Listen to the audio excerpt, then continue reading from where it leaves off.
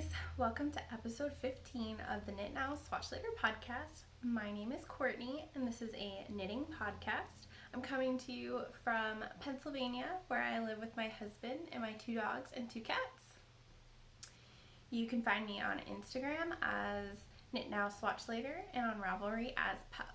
Anything that I talk about you can find links to in the description box below. Welcome to any new viewers and to any returning viewers, welcome back. I have a lot of things to show you guys today, but I'm going to start with announcing the giveaway winner. I had a giveaway to celebrate reaching 100 subscribers on YouTube, and all you had to do was comment on my giveaway video telling me what you were working on. And the winner of that giveaway is Nikwai Noble, who was commenter number 3. She is working on cotton dishcloths. So congratulations, Nikwai.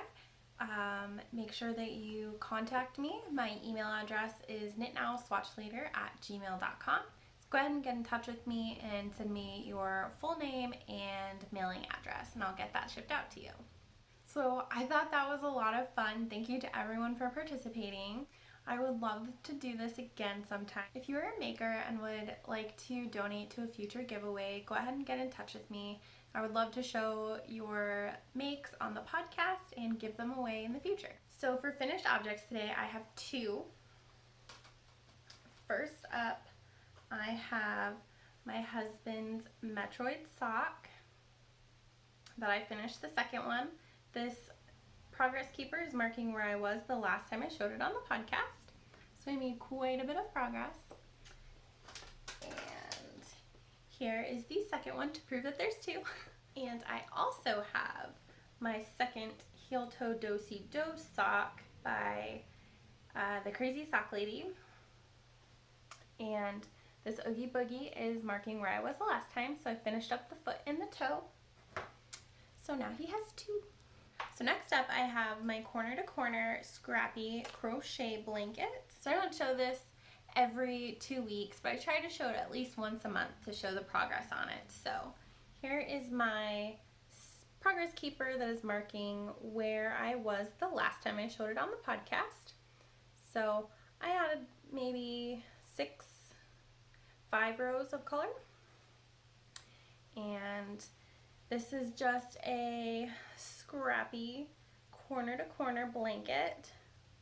It's not huge, but it'll be a comfortable size throw for me to use when I'm sitting in my chair and working on my next scrappy project. So I'm not too far off from being finished with that. I will hopefully have it finished up soon, and once that's done I would love to cast on another scrappy project. I've been thinking about starting the crochet, I think it's called the Crochet Granny Stripe by Addict24.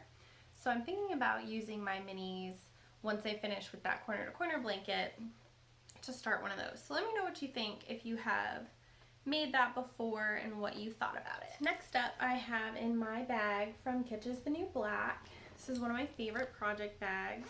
I think I show it every episode. In here I have my Pink Velvet by Andrea Mowry.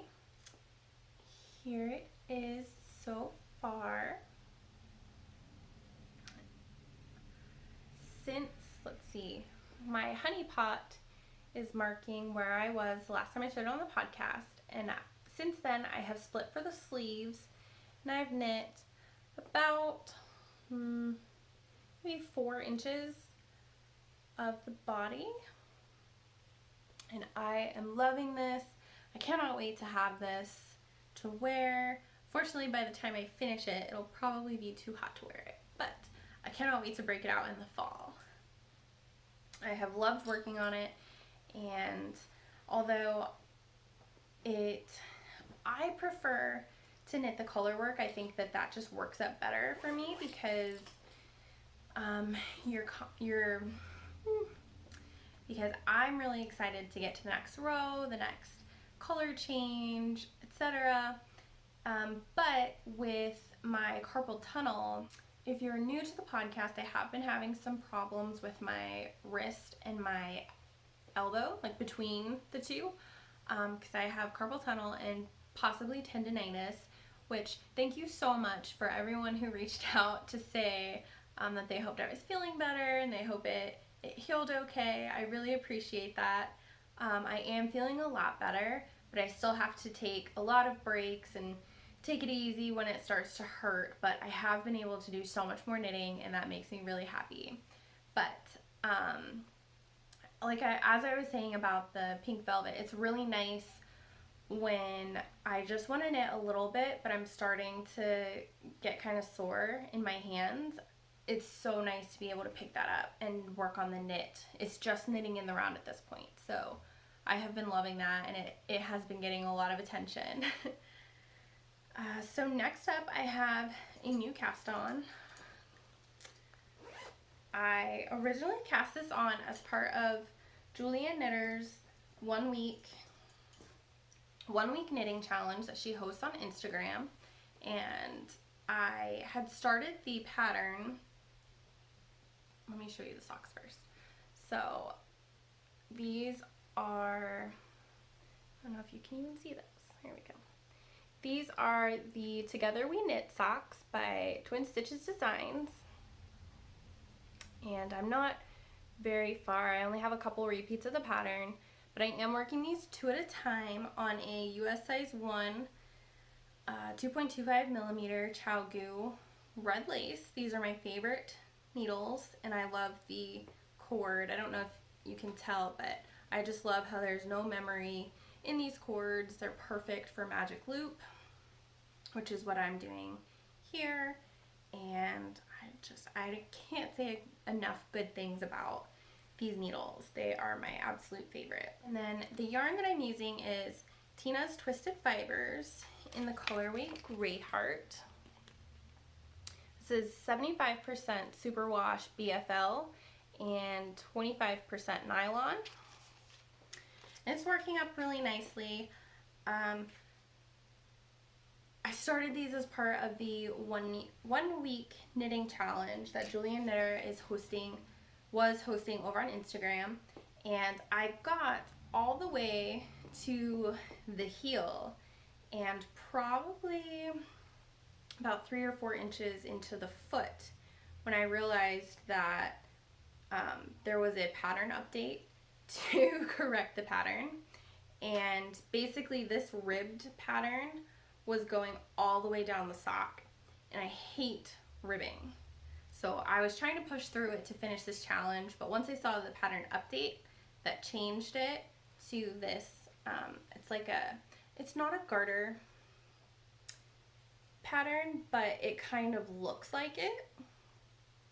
But I am loving it now. This is a free pattern over on Ravelry. And then this is in my bag from the Stitching You. I also have, this is my sock bag officially, because I have my little Kitchener toe here, or my Kitchener fob. That's the word I wanted, fob. Kitchener fob. And this was so nice when I finished the toes on my husband's socks. It just, it's awesome. I love it. Okay, so next up I have a test knit. I am test knitting this pattern for Kristen Finley. It is called, let me get my tail out of the way. It is called Frida, and it is not yet available on Ravelry because this is just a test knit, but I am loving the lace panel. This is going to go, from my understanding, looking at the pattern, I start with the shoulders. So this goes here, and then I have the other one in my Sandy by the Lakeside bag. That I only have a few rows on. I started this one after finishing this one, and then my wrist started bothering me, so I had to stop. But I believe that it goes here, and then the other one will go here, and then I'm gonna do the neckband, and then it all gets joined together. It sounds really crazy, but I have never made a sweater with this kind of construction. I guess it's not really a sweater, it's more of a blouse, but it's really pretty, and I am knitting that in Barocco Remix Light, which is, let's see, where'd it go? This is 30% nylon, 27% cotton, 24% acrylic, 10% silk, and 9% linen. And the colorway is Old Jeans, and the number is 6927. I think I got all that. I picked up this yarn from my local yarn shop, which is Habitat's Wheel. I will link down to her in the description box below. If you are interested in this yarn or you want to have a look through her shop, feel free to do that. So moving into acquisitions, I picked up that Barocco Remix Light, like I said, and I also got this book, Sock Architecture by Laura Neal.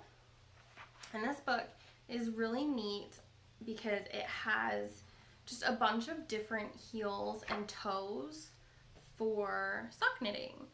And I thought I wanted to get this. It has 17 top-down toes, 68 top-down heels, 17 toe-up toes, and 26 toe-up heels.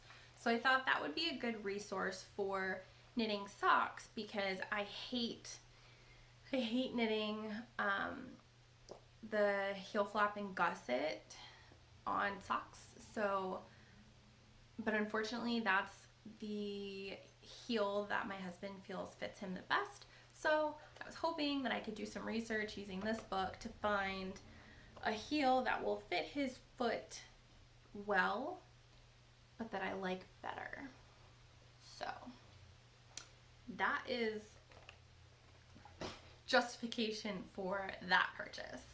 And I also bought the Enchanted Soul Legendary Socks for Adventurous Knitters by Janelle Laidman. This was just a book that I saw Marsha from Habitat's Wheel had shared on her Facebook. And there are just a bunch of really pretty patterns in here that I thought were kind of neat. There's some colorwork patterns and all kinds of fun stuff in here. Even the ones on the cover are kind of cool looking. But I just thought that one was fun and I bought it. And I have included links to the books on Amazon in the show notes below. But I actually bought these from thriftbooks.com for way less than they are on Amazon. But they have limited stock, so if you are looking to buy those books, I would highly recommend checking out thriftbooks.com, or AbeBooks is another good one. Alright, so for other crafting this week, I am wearing a sweater that I didn't make the sweater. So I did make the design on the front of the sweater. So I will stand up so that you can see it. It says, "I'm a proud knitter because normal people are so weird." And I just thought it was funny. So I made it. I just thought it was a funny quote. So I made it using my Cricut. I used one of the infusible ink transfer sheets. So I just cut out the design on my Cricut, and then I pulled off all the pieces that I didn't want, which is called weeding. And then I just flipped it over and I put it on this blank sweatshirt, and then I ironed it on. And it's kind of faded because this was my first time trying this. So I don't think that I put enough heat on it, but I still think that it turned out pretty good for my first project. I also think the pink is a little light for the gray sweatshirt, but it's fine. I still like it, and it's a comfortable sweatshirt, so there's that. And the other thing that I wanted to talk about, I will put a picture of it up here. I just cut out a couple of Alice in Wonderland silhouettes, and I put them on my Cricut. So from left to right, There's a silhouette of Alice and the White Rabbit, the Mad Hatter, and the Cheshire Cat, which, I mean, they don't really serve a purpose, but they make me happy. That's their purpose. So that's all I have for other crafting. And right now I am reading The Twin by Natasha Preston. And I started reading this when I couldn't knit, and I'm about halfway through it. Here's my bookmark. It's my dog Cooper, and he's wearing My Cowl and My Cowl by Kristen Lehrer. Before it was finished, he was wearing it. But anyway, I'm probably about halfway through, and nothing has happened. Like, there are some things that are kind of weird, but nothing has happened.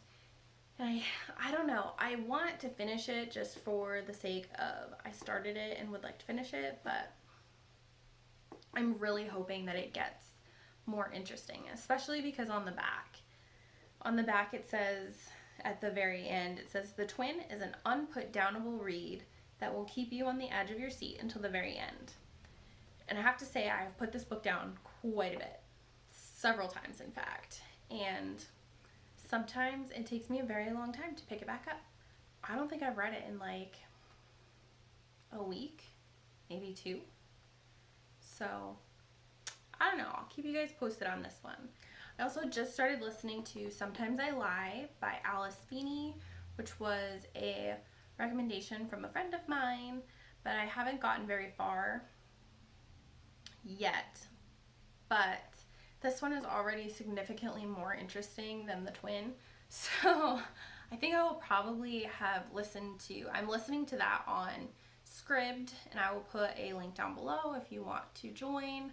I'm not sponsored by them, but if you click on the link in my description box, you do get 2 free months of Scribd, which has a bunch of audiobooks, and I think they also have ebooks if you want to use those, and they're all free they're not free, but they're included in the subscription, which I think is $9.99 a month. So if you're interested, the link is in the description box below.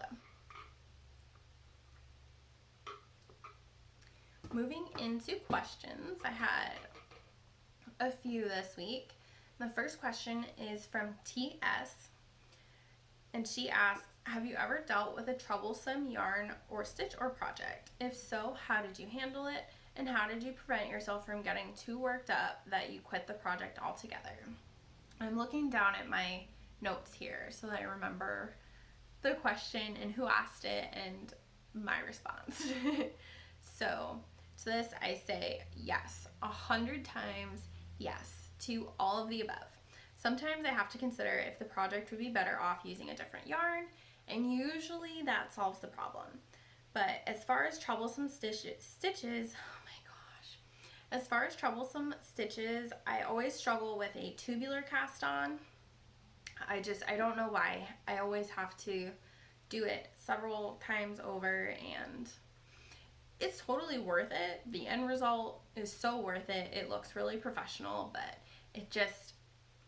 I always struggle with that. And when I see that a pattern wants you to cast on with a tubular cast on or a tubular bind off, I kind of just and then move past it. But so that's one. I just tell myself that it's gonna be worth it, and I might even set the project aside for a while, and then I'll try it again. And hey, if it's not worth it to you, there's no shame in frogging the project and moving on to something that brings you joy. So I hope that answers your question. The next question is from the Green-Eyed Ram, and she asks, "What are you doing to promote your channel, and have you been given any advice from other knitting channels on how to help your channel grow?" So all that I have done so far to promote my channel is create an Instagram profile for the podcast, and I also participated in a collaboration with Natalie from the Love and Stitches podcast. Doing the collaboration with Natalie brought over 100 new subscribers to my channel, and it was fun too. And while I was chatting with Natalie, and she was giving me the questions that we were going to answer on our podcast in preparation for the collaboration, she recommended that I talk about myself a little bit more because that's how viewers are going to connect with me. So I'm giving that a try. The owner of my local yarn store also occasionally shares my video, which is really nice of her. So if anyone has any other suggestions for myself and the Green-Eyed Ram, please let us know in the comments. And for the third question, my friend Ashton asked, if you had to pick one hobby to do for the rest of your life and had to give up all of the others, which would you choose? So even though I have a ton of hobbies, I would gladly give them all up just so that I could keep knitting. It's absolutely my favorite hobby, and I feel like there's so many things that are just waiting to be knit. I have a ton of projects in my queue on Ravelry, and I have favorites and just in my library. My library is like 4 pages long. I have so many things that I want to knit. There's so many patterns and new techniques and stitches to learn that I don't think I would ever really get bored with it. And I also have a ton of yarn. So obviously I have to stick with a yarn related hobby, or all that yarn would go to waste, and we can't have that. So if you have a question that you would like me to answer in the next episode, be sure to ask in the comments below. Alright guys, so I think that's everything for this time. So I hope that you enjoyed the podcast. I put out a new episode every 2 weeks. So until then, happy knitting.